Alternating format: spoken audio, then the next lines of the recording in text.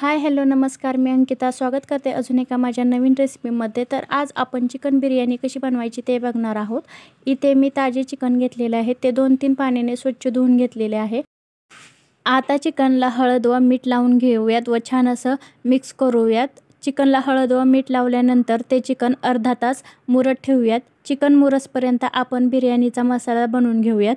तर मसाल्यासाठी इथे मी कोथिंबीर, आलं, 2 हिरव्या मिरच्या घेतलेल्या आहेत। हिरव्या मिरच्या जास्त घ्यायच्या नाहीत कारण आपण मसाले पावडरांचाही वापर केला आहे। सुक्या खोबऱ्याची काप, लसूण आणि बडीशेप घेतलेली आहे, ते छान असं मिक्सरला ग्राइंड करून घेऊयात।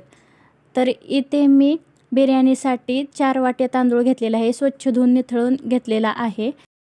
तर इथे मी कुकर तापत ठेवला होता, त्यात तूप गरम करून घेतले व खडे मसाले टाकले आणि एक उभा चिरून घेतलेला कांदा टाकला।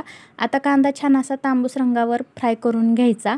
कांदा चांगला परतून झाल्यावर त्यामध्ये आपण वाटून घेतलेले वाटण टाकायचे व छान असे परतून घ्यायचे। मसाला छान असा परतून झाल्यानंतर त्यामध्ये आपण मुरत ठेवलेले चिकन घालायचे व पुन्हा एकदा परतायचे।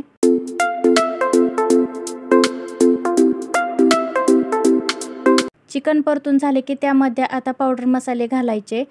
तिखट, लाल मिरची पावडर, धनेपूड, जिरेपूड, गरम मसाला व बिर्याणी मसाला घालायचा व पुन्हा एकदा चिकन छान असे मसाल्यांमध्ये परतून घ्यायचे। थोडीशी कोथिंबीर घालायची व तूप घालायचे, त्याने चिकनला छान असा फ्लेवर येतो व चवही छान येते। आता कुकरवर एक झाकण ठेवून त्यामध्ये मसाल्याचे पाणी ओतून घ्यायचे व 5 मिनिटं छान अशी वाफ काढून घ्यायची। वाफ काढून झाल्यावर तुम्ही बघू शकता चिकनला छान असं तूप सुटलेलं आहे व पुन्हा एकदा परतून घ्यायचे। आता त्यामध्ये एक लिंबू पिळायचं। लिंबू पिळल्यावर चिकन बिर्याणीला छान अशी चव येते व पुन्हा एकदा परतून घ्यायचं। आता चिकन छान असं परतलं, त्याला तूप सुटलं की त्यामध्ये आपण धुवून घेतलेले तांदूळ घालायचे व पुन्हा एकदा परतून घ्यायचं।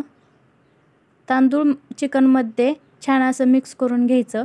तांदूळ परतल्यावर त्यामध्ये गरम केलेले पाणी घालायचे। इथे मी कुकरमध्ये बिर्याणी करत आहे, त्यामुळे तांदळाच्या 1.5 पट पाणी घातले आहे।